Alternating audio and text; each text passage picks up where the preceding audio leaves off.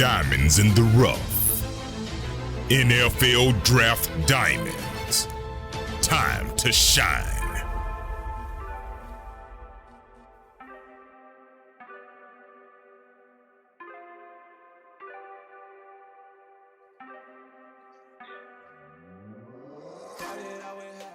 Hi, my name is Jimmy Williams with NFL Draft Diamonds, and today I have with me a diamond in the rough.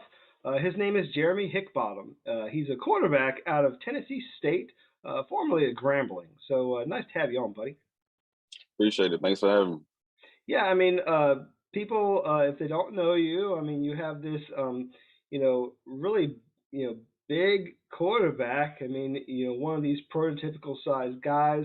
Um, who's actually a fairly mobile dude. And I mean, obviously, teams want a guy kind of like you so that they could tailor their offense either way, quite honestly. But Right. Jeremy, just kind of want to get a chance to meet you. So tell me maybe where you're from and how you ultimately got there to Tennessee State. So I'm from Mobile, Alabama, born and raised. Got 8 siblings. So my family, we really tight. So, but yeah, my time at Graham, how I get to Graham, I was at Williamson High School. That's where, I graduated from. Uh, got an offer from Grambling. It was kind of late into my recruiting process. But I mean, throughout the recruiting process, I felt like Graham gave me my best shot, to play as fast as I could. And also, it's a historical program. So why not go to Grambling? But I get the Graham. I redshirt my first year. I've been there 4.5 years. I redshirted my first year. My last 3 years I started. But I know like the spring season, like one year in 2020 when COVID hit, we moved the season to the spring. And I hit the transfer portal like halfway through the season. And like I want to say early June, that's when I ended up at Tennessee State. I got a call from Coach Jackson, Hugh Jackson. He said he liked what he saw, and I accepted it, and I got up there to the school, and that's how ultimately I ended up at Tennessee State. So, obviously, sticking there in the HBCU, Right. circuit, which is just Mhm. fair. I mean, Mhm. interesting thing really going on in the world of sports these days with Right. HBCUs, man. I mean, getting some recruits that maybe they wouldn't have gotten in the past. Right. Obviously, a lot of that has to deal with some of the guys, coming into the fold there. You figure, Mhm. Eddie George, Deion Sanders. So, Right. how do you feel about how that's progressing?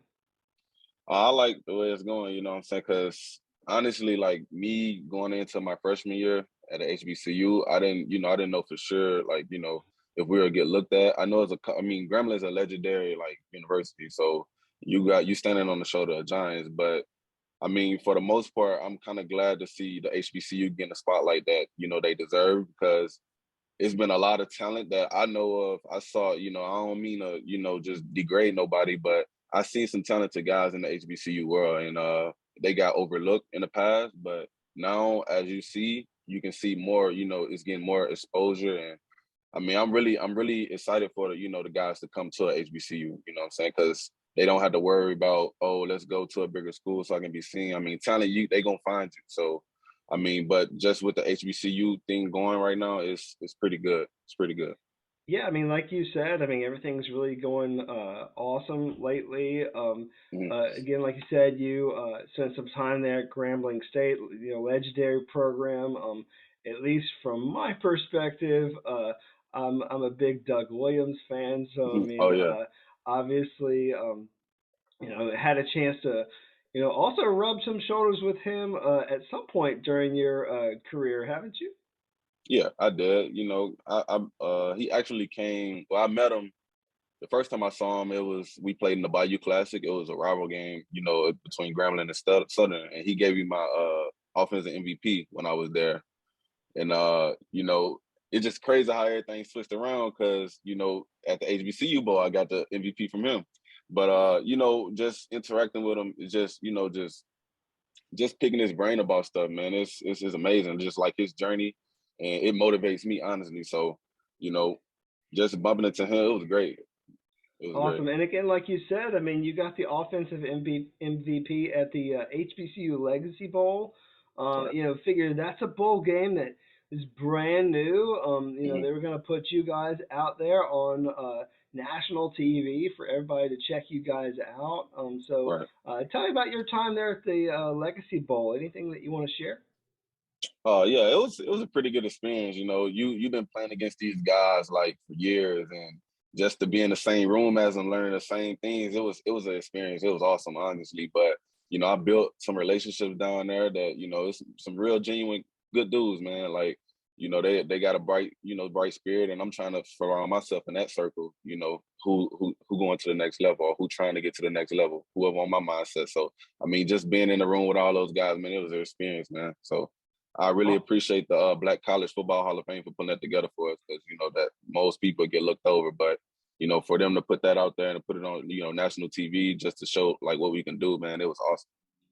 yeah, I mean, just it's awesome. I mean, you figure you could probably still go and watch it. I mean, if somebody hasn't taken it off YouTube, it's still there, so you can go back Right. on there and You watch you could. guys perform. So, I'm assuming you also maybe have sat down with some NFL scouts, some pro scouts. So, Mm.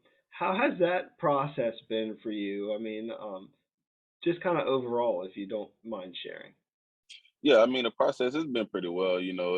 I feel like it got out to a late start, because I like the second to last game, I got into like an injury. I had a little back injury, but it cleared up in like amount of 3 weeks. But I wasn't ready. I felt like I wasn't at my best, to attend like the other All Star games. But the Legacy Bowl, it was kind of late. It's February 19th, so it was just right. So I feel like just with throughout that whole journey, man, it was great. It was great. It was great. So, I mean, I like I said, I really appreciate them putting that together, because, like, honestly, with me missing a lot of All Star showcases and everything, and it would have kind of hindered me a little bit. But with the HBCU Legacy Bowl, it kind of helped me in a way. Well, it did help me a lot actually. So I Great. appreciate it. So let's talk a little bit about you as a quarterback. So what do you Mhm. feel separates you as a prospect? What do you feel is like the best thing about your game? I mean, you don't see a guy at this size moving as well as I do, So, I got a nose for the end zone. Like if a play break down, I'm able to get out the pocket, make a play. And, just like you said earlier, with the league changing, they looking for more QBs that can be able to make a play outside the pocket, off platform throws, all type of things. But um, I feel like I can play in a dirty pocket. I can play in a dirty pocket. I know some big schools would be, they playing 7-on-7 almost, but I feel like I can play in a dirty pocket. I mean, I got work ethic. I'm gonna work every day, and I'm gonna learn as much as I could every day. So I feel like that's what separates me.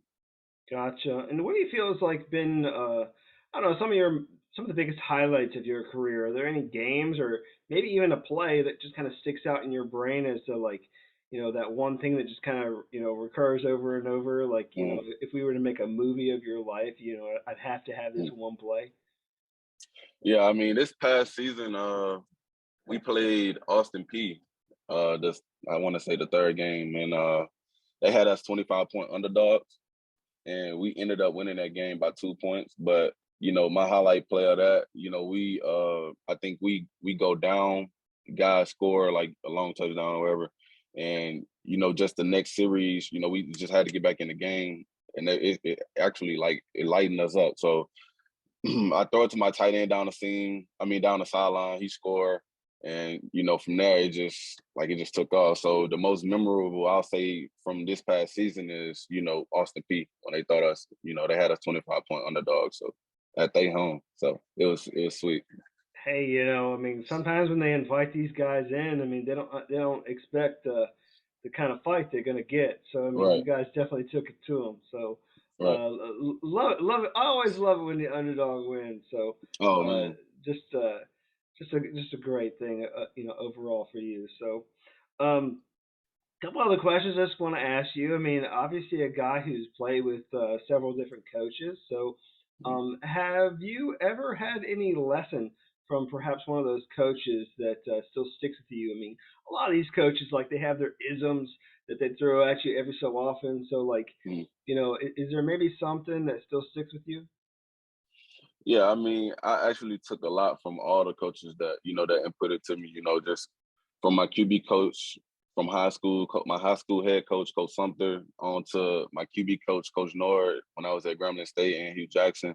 I mean, I learned a lot from those guys, and I really appreciate them. But I know one thing that stuck out last season with Coach Jackson. He kept saying tip balls don't make the ground. So, you know, tip just with that, it just I don't know. I guess that's just something that just stuck with me it's still stuck with me now. That's something I can quote. Like if you ask me or something what, Coach Jackson to say at practice or something like that is tip balls don't make the ground. So Gotcha. I also wanted to dive back, into your high school days, if you don't mind. I mhm, mean, I did a little bit of digging and found that mhm, you're actually a darn good track athlete. right. You're looking at a guy who's a high jumper, a javelin thrower, pretty much done a whole lot of things there. Everything, yeah. Uh, Talk about that experience overall for you, and if you feel like it really helped you as develop as a football player. Yeah, so I ran track. I was a three sport. I did basketball and track also. So, but with track, I mean, we really ain't have as many people on the team, and we needed points to win. So, I kind of like subbed in and did a lot of stuff, But some things I did excel at. I was pretty good at. I know the javelin. I think I probably still got the county record right now. But yeah, I mean, just with that experience, it kept me in shape, for football also because I ran on the track also. So just being like year round, doing something, having something to do, and just kept me out of trouble. A lot of things, man. It helped for me. So yeah. I'm gonna say something, and I just kind of want to get your feel for it. Hmm. You have a guy here who has prototypical size, has great raw talent. How do you feel about that? That way of describing you as a person with raw talent. Do you like that description or no? Uh, nah, I mean, it's cool. It's cool. I mean, everybody have their own, opinion of you. I mean, but it don't offend me in no way if that's what you was asking. It don't offend me in no way. I mean, like I said, they gonna have you. Everybody gonna have a different opinion of how you play, or what your traits are or whatever. But yeah, I mean, nah, it don't offend me at all. I mean, if anything, it's a compliment, honestly. So yeah. Yeah, because I mean, we have a guy who could, really do a whole lot for you. I mean, you could come in, run the RPO game. I Mhm. mean, do a fantastic job with that because I know you're, a great athlete overall. I mean, Mhm. you got a big, strong arm to you as well. I mean, again, like you said, I mean, holding the, county record there in the Oh yeah, javelin way yeah. back when. So I mean, that's nice to put on your resume for sure. So really like that about you. So if you had the opportunity maybe to talk to that high school self, I mean, is there any sort of advice you would give him to help him along his collegiate journey? Anything you would tell him? Every lesson is a blessing. That's what I tell them. Every lesson is a blessing. So don't ever look at as most say a L or a loss or something. Don't look at it as that. Look at it as a lesson and learn from it. So that's what I tell my high school self. Awesome. Love that. Uh, I wanted to also, I guess, now steer towards where we're heading here soon, because Mhm. we're in April right now. I mean, Right. it's draft season, it's pro day season. You Mhm. had your pro day, so Mhm. talk to me about how you felt about your pro day, and anything that I don't know, anything that you want to share about that event overall. Yeah, I mean, it was a great event. It was just getting that experience and just because most guys don't get to experience this what I'm going through right now. So it's been a blessing every day. So but for my pro day, I feel like I did pretty well. I mean, I threw the ball really good. I threw the ball really good, but I feel like my numbers, most people say you're a quarterback, that's the right numbers. But me, I push myself, I want to be elite. So just, I mean, if anything, that's what if my numbers were just a little lower, just a little lower. But I mean, for the most part, I threw the ball well. The ball was coming out. I got a compliment every time it came out. So I feel like I did pretty well. That's good, man. I mean, I think that it's nice to obviously see if we can keep you at that position as long as we Mhm. can. So, Right. and if that's what people are saying, then kudos, man. I love it. So, um, Appreciate it. do want to get a chance to meet this Geremy Hickbottom guy outside of the game. So, Mhm. tell me something about yourself that maybe not everybody knows. Something fun, unique, interesting, hobbies, interests, anything you got. Yeah, I mean, when I was younger, my dad used to always take us fishing, so that kind of stuck with me. I love fishing, just chilling, just hearing the water and just the whole thing with it. I mean, I love fishing. Most people don't know I'm a twin. I have a twin sister, yeah. So most people didn't know that. I found out that's probably unique, but I mean, that's pretty it. That's pretty much it. How's it like having a twin, man? I mean, that's kind of an interesting She be on my experience. she be on my butt. She be on my butt. She ride my butt. So yeah, my sister, man, I love her to death. She pushing me to where I am, and she continued to do that. And I'm a family guy, so that just like, I don't know, it just motivates me. It motivates me a lot. And just with my sister, yeah, she be pushing me, but I love her. Gotcha. Awesome. Again, a guy that's kind of from the Mobile area. So, Mhm. talk to me about your hometown, buddy. I mean, if I were to come visit you, where would we have to go? What would we have to do? Uh, if you were to come visit, I would say come down for Mardi Gras. That'll be a good time to come because most people don't know Mardi Gras originated in Mobile. Most people think it's New Orleans, but it's really Mobile. So yeah, if you were to come down, it'd probably be Mardi Gras in February. So Awesome. Well, I mean, obviously, I'd want to come down south anyways because it's cold mm. as you know what up here. Oh yeah, So, yeah. anyhow, um, all right, Geremy, let's try and wrap up our time here. So, Mhm, I know that there's been some scouts that have been keying on you for a while, checking you out. I want mhm. you to take some time and actually give them your pitch as to why they need to take a chance on you. You know, why they need to sign you, bring you in, that sort of thing. What kind of teammate you would be. So Mhm. go ahead and hit them with your pitch. So go for it. I mean, like I said earlier, I'm a great guy. I'm a good guy in the locker room, off the field, on the field. I'm positive. I stay positive about everything, negative situation. Uh, I know how to carry a team on my back if need so. I know how to do that. Uh, I feel like I'll be a steal. I mean, like you said, a diamond in the rough. Uh, I work hard every day. Like just with leadership and everything, I had to work myself up into that. I was more like an example guy, I lead by example, but being more vocal now and, plus leading by example, man, it'll carry you a long way. So, I mean, I carry the leadership skills, and I'm gonna work every day. I'm gonna be there early every day, and I'm available. I'm available. I feel like availability is big in the NFL. So, I mean, I'm blessed to not have no serious injuries. So just to be able to still be durable and last longer, I guess in the game is a blessing. So I feel like that's what they'll be getting if they take me. Yeah, I mean, and again, I can't stress enough. Like, you have a guy like you who, 6'4.5", 235 pounds, fairly mobile, able to work outside the pocket, able to, sometimes make something out of nothing. And Right, that's kind of, what you need occasionally. Whether you're on scout team, scouting heck, if a team is trying to scout for a guy that is a mobile quarterback, I mean, they're going to need right, you on the scout team or somewhere else. So, I mean, right. obviously, there is a place for you in the league. I mean, we just need to get that one scout to fall Hmm. in love with you. So, hopefully, we've Right. done that with this interview. So, best of Appreciate it. luck to you moving forward, buddy. Mhm. Thanks again for this interview. All right. All right, appreciate it. Thanks for Sure. having me. Sure, no problem. Once again, Geremy Hickbottom, quarterback, Tennessee State. Check him out.